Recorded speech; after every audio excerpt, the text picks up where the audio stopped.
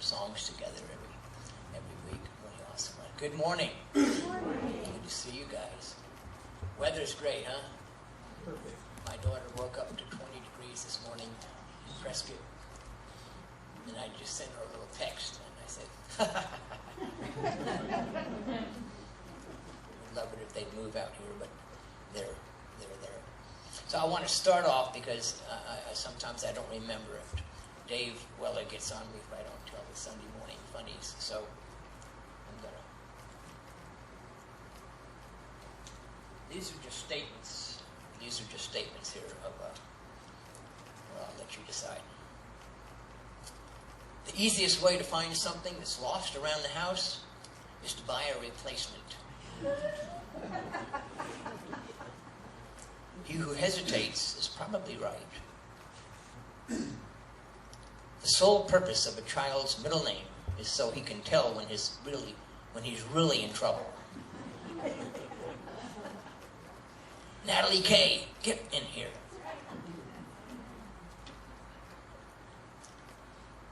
Did you ever notice when you put the two words the and IRS together, it spells theirs? Here's when Mom got a kick out of it. Eventually you will reach a point when you stop lying about your age and start bragging about it. When you're dissatisfied and would like to go back to your youth, just think of algebra.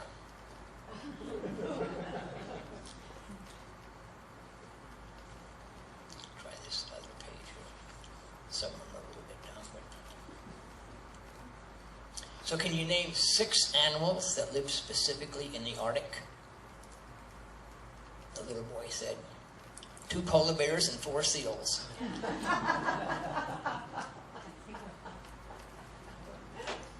What is a fibula? A little lie. And this one's I like best of all. Explain the phrase free press. It's when your mom irons your shirts for you. And my beloved mom-in-law, Kathy, irons my shirts, believe it or not. And she insists. I don't.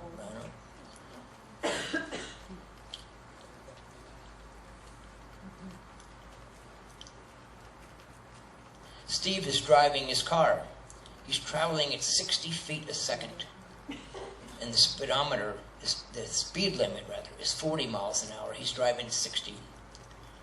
Steve's speeding. And he could easily find out by checking his speedometer or when the cops are behind him. Anyway, that's my donation to it.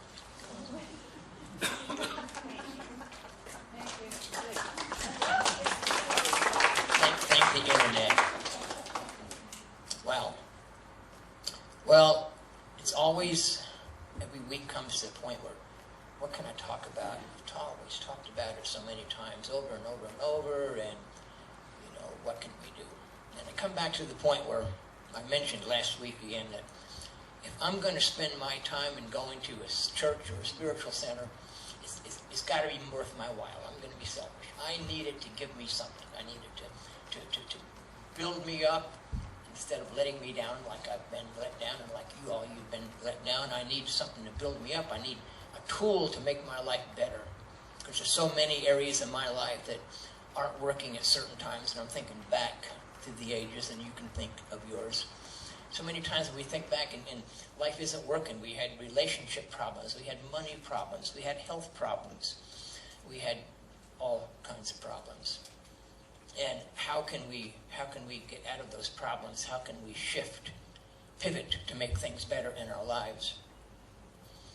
And of course, when I first came into a search to find out who I was and who everybody else was and what are we all doing here, I visited a lot of different churches trying to find my way, and nothing worked because, as I've said so many times before, they would tell me how, you had to do this and you had to do that if you want to get to heaven. They're always talking about when you die and get to heaven, it'll be better in heaven, so live the life the way you're supposed to now. But, I didn't want to focus on getting to heaven. I wanted to create a heavenly experience for me right now. And I never got it answered until I came to Unity.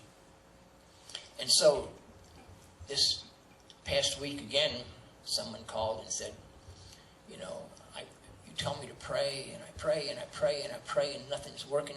The situations are getting worse. You know, what is prayer? Who am I praying to? What if God doesn't hear me? What is God?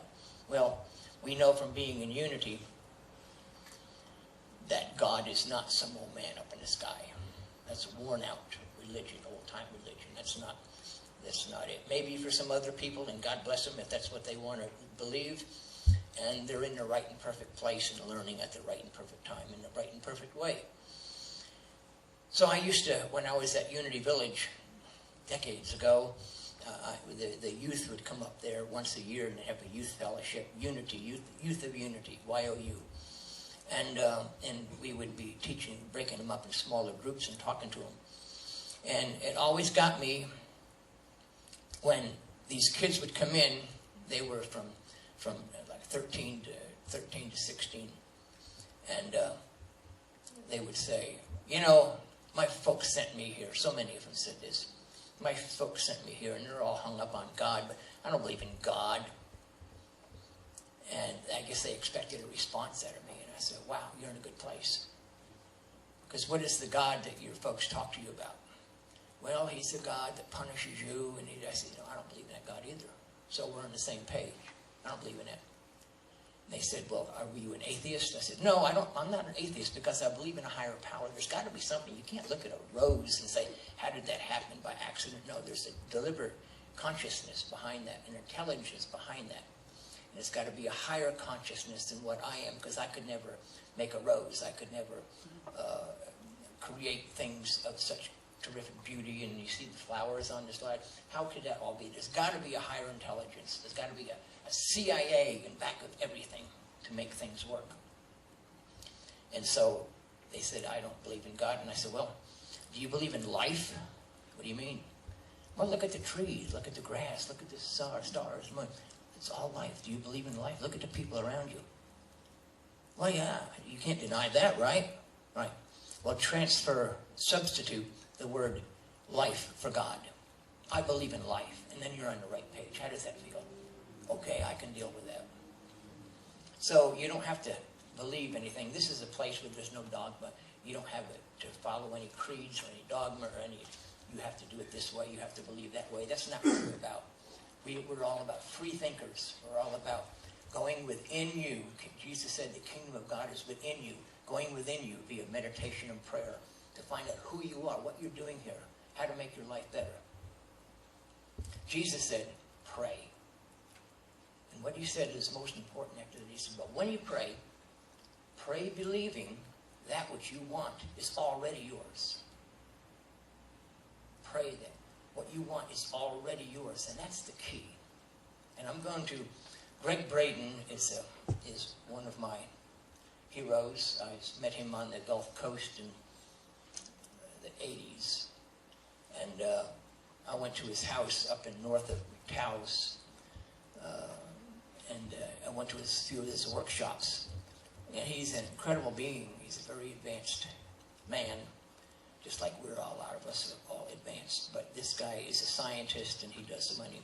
And when I was trying to come up with a subject for today, I pulled up this Gregg Braden film, this video rather, and I thought, I just have to show it. I just have to show it. I can't say it any better than what he can. And so I've decided to go ahead and do it. It's actually 20 minutes and kind of runs long. And I tried to find a way to cut some of it out, but you don't want to cut it out. You'll be glad when you see this video. And so that's what I'm going to invite you to do today. There's some pads. He says a few things. You might want to jot a few things down, or not. You don't have to. But there's some pads underneath your seats or somewhere on the row, and a pen. And if you want to do that, again, there's not a lot of writing, but there's some things that I wrote down when I watched this video. So if you're ready, should we dim the lights? I'm going to go. I'll go do it. I'm going to dim the lights. So you can start the video.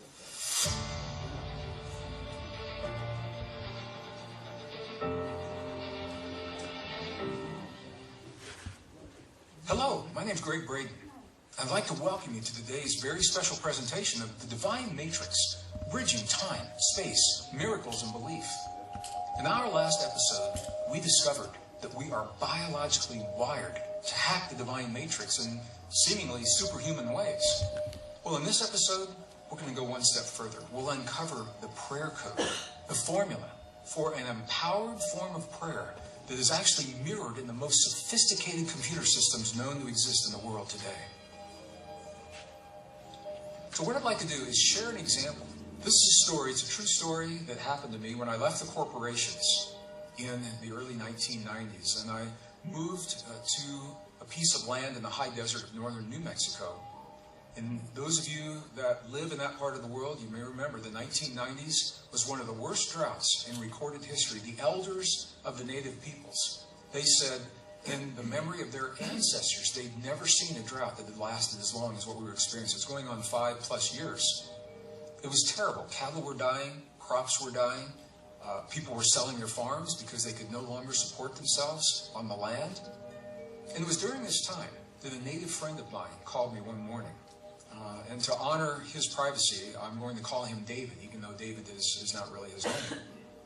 But David called me one morning and he asked me, he said, "Greg, would you like to meet me and accompany me to a place that is so old, no one even knows who built this place. It was built by the hands of our ancestors. It is a wheel. It is a circle of stone where we offer our prayers, because in this place, the skin between the worlds is very thin." I love that terminology. So he said, "Would you like to join me to offer a prayer of rain?" And I didn't have to think twice. I said, "You bet." And I met David and we hiked into this place. I wasn't prepared for what I saw. As an Anglo, as a Westerner, I expected to see some chanting, some kind of ceremony, maybe some dancing. And what I saw was David. He sat on the ground. He took off his old work boots. He unlaced them and put them outside the circle. He stepped into the circle with his naked feet on the ground. He closed his eyes. He honored all of his ancestors. He honored the directions, all 6 of them. And then he closed his eyes with his hands in a prayer mudra over his heart, just for a few seconds. This is outside of the town of Taos, New Mexico. It's the nearest city of any size. And he looked at me. He opened his eyes and he looked and he said, "I'm hungry. You want to get a bite to eat?" And he was inside the circle. And I said, "Well, yes." I said, "But I thought you were going to pray for rain." And he looked at me, and what he said has stayed with me so powerfully for so long, and it's helped so many people when they think about how this prayer works. He looked at me and said, "No." He said, "If I prayed for rain, rain could never happen." He said, "Because the moment I pray for rain, I have just told the universe that rain does not exist here. The moment I pray for it to happen, I'm acknowledging that it's not here now." And I said, "Well, if you didn't pray for rain just now," I said, "when you close your eyes, what did you just do?" And he said, "When I closed my eyes," he said, "I felt the feeling of what it feels like when it rains in my Pueblo village." He said, "I felt the feeling of what it feels like to stand with my naked feet in the mud, and the mud is there because there's been so much rain." He said, "I smelled the smells of what the rain smells like when it rolls off the earthen walls from our Pueblo, and I felt what it would feel like to walk through the corn that's this high against my naked chest, and it's this high because there's been so much rain to grow the corn, and then I give thanks of gratitude and appreciation for the rain that has already happened." All right, can you see now, through everything that we have explored, everything we've discovered in this series, can you see what David has just done? He's brought together so many of the concepts. He's acknowledging that there's a field out there, number one, that he's communicating with that field. He's acknowledging that the feeling is the language that the field recognizes. It's not so much about the words. The words can be spoken. However, if the words are spoken, the goal is to create the feeling. All right?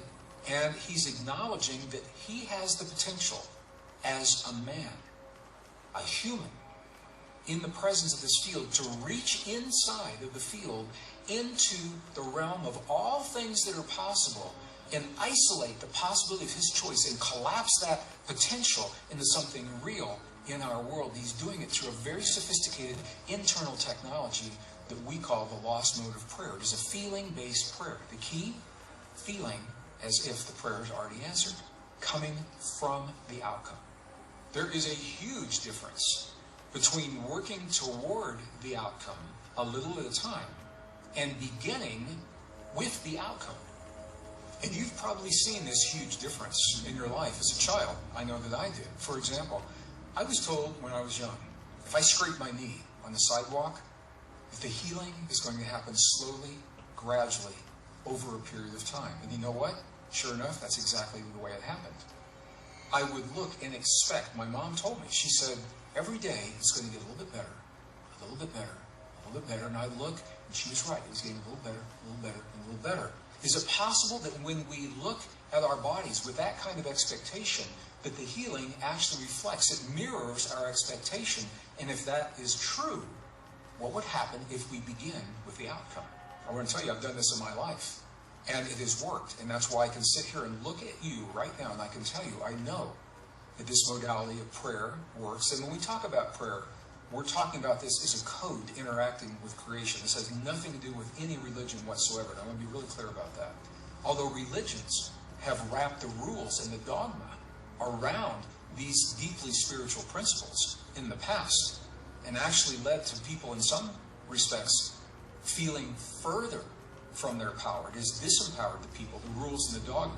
So we're cutting right through the rules and the dogma. We're going to the essence of our most ancient and cherished spiritual technology. It's about the relationship between you and me, the field, the earth, the heavens, the cosmos, and our bodies.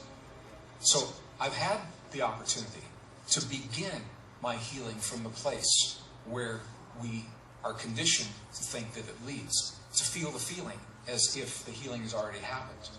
In other programs I've talked about this. I went through a physical in the year 2000. There was a tumor inside my bladder that doctors wanted to operate on physically. I acknowledged that. I applied everything that I had learned in my life, and I really applied it. I didn't just kind of apply it.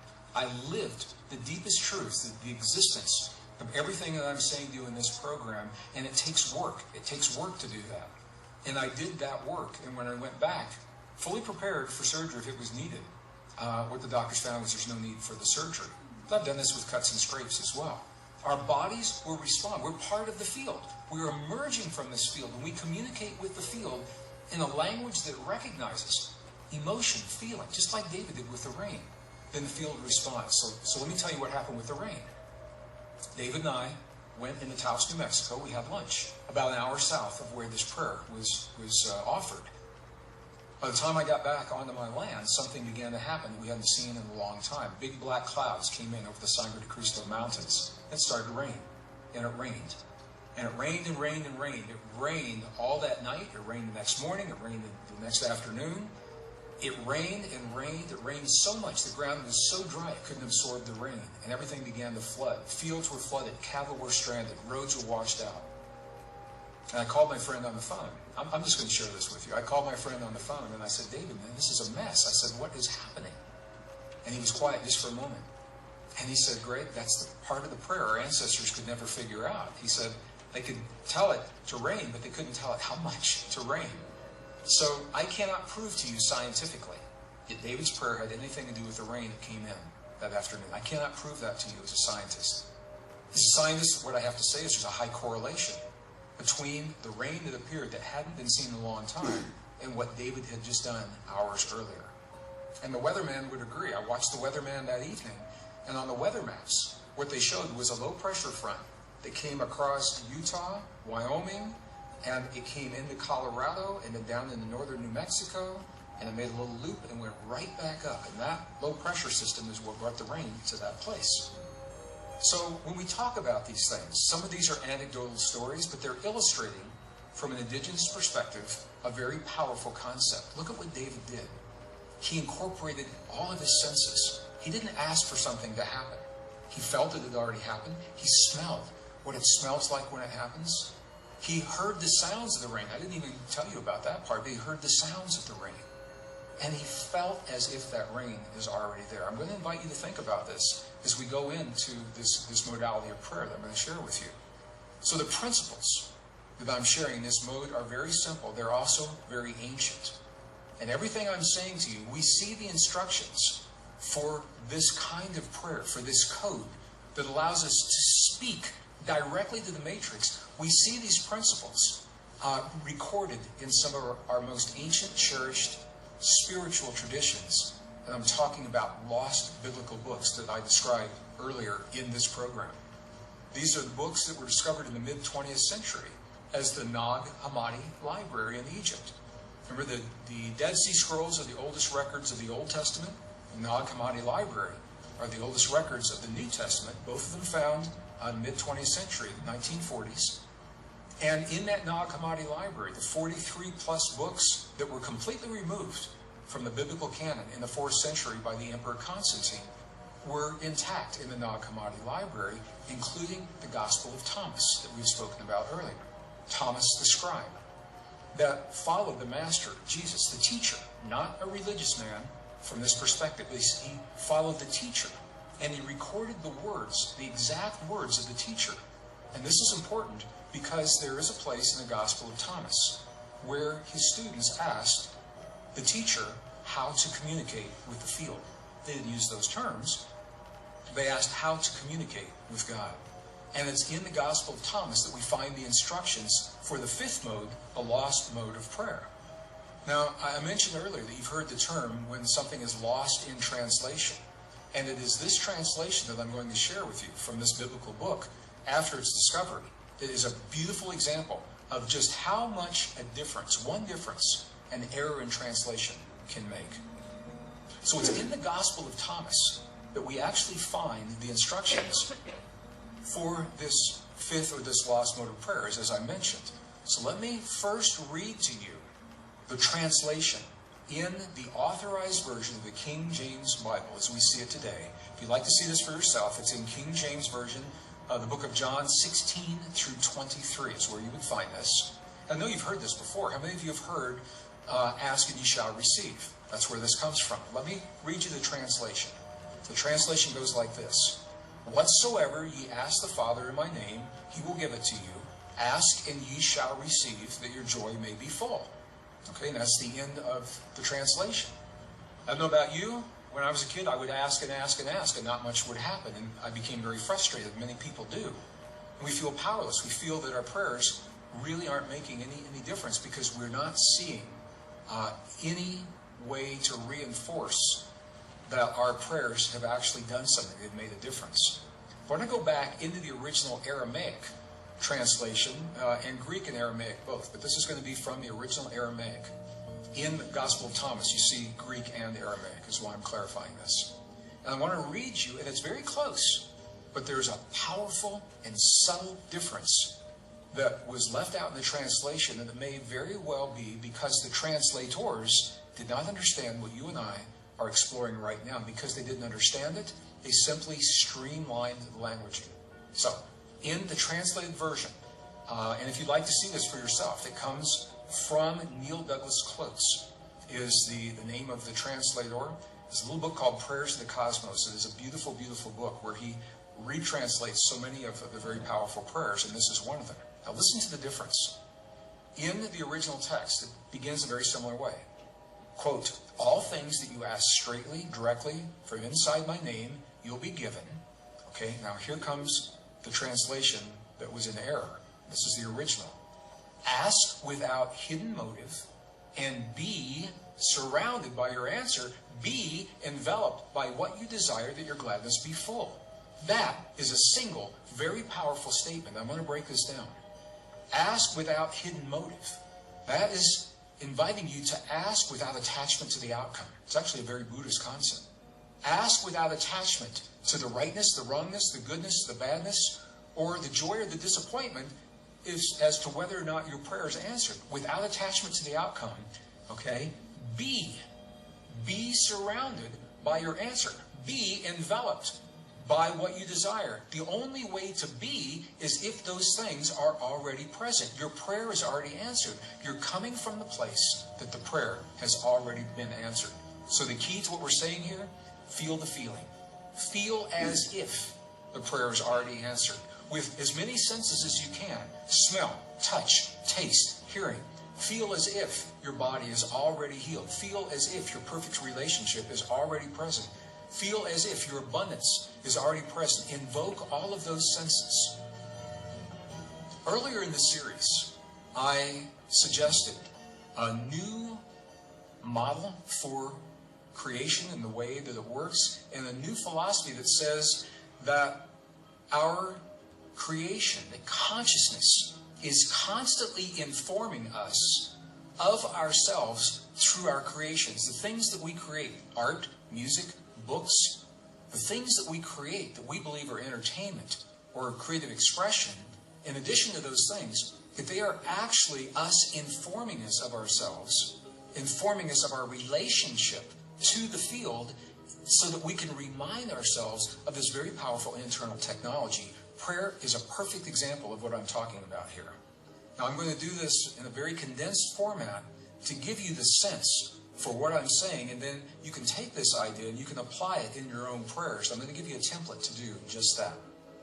I worked in the corporations and as a scientist, as a senior computer systems designer during the Cold War years. I understand computer systems really well.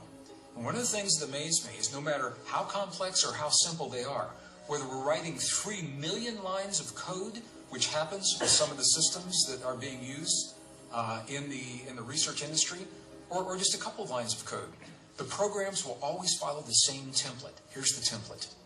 There is always an introduction that tells the program what is about to happen. They're called declaration statements. Then, following the declaration, there's the work, the body of the program that's actually doing the calculations. And then there's a close, something to bring the program to closure. All right?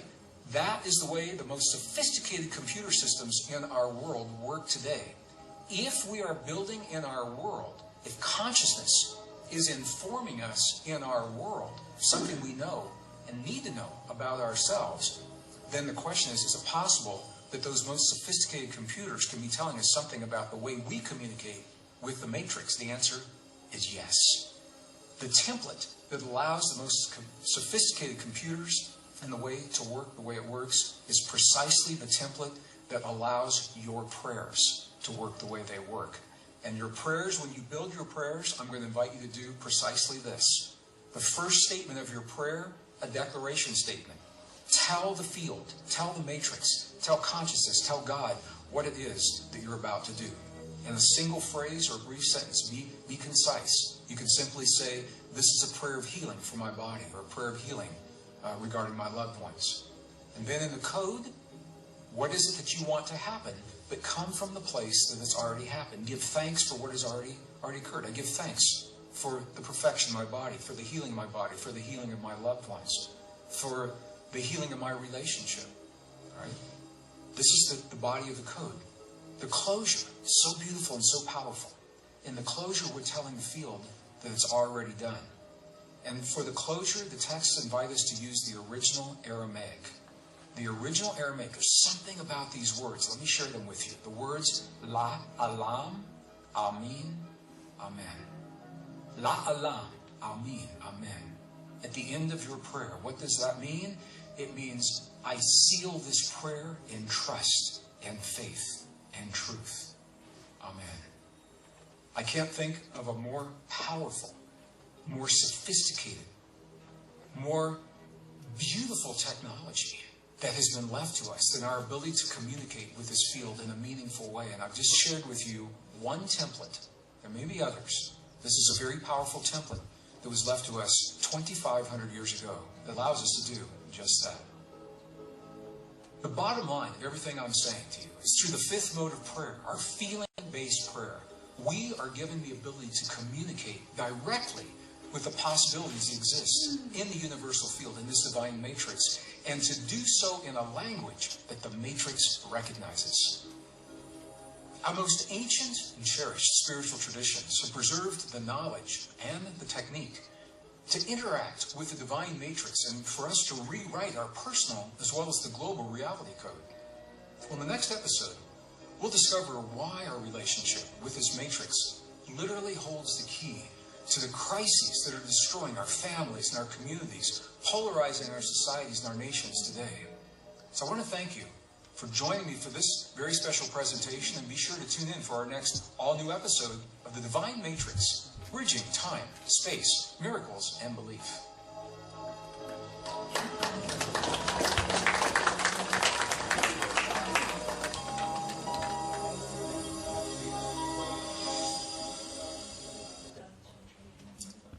I wish I'd seen this when I was the age of these young, handsome men over here. You know, just to know that you're a powerful spiritual being. Yes. Don't anybody ever tell you that you're not worthy or you're less than. You've lived many lives, quite frankly.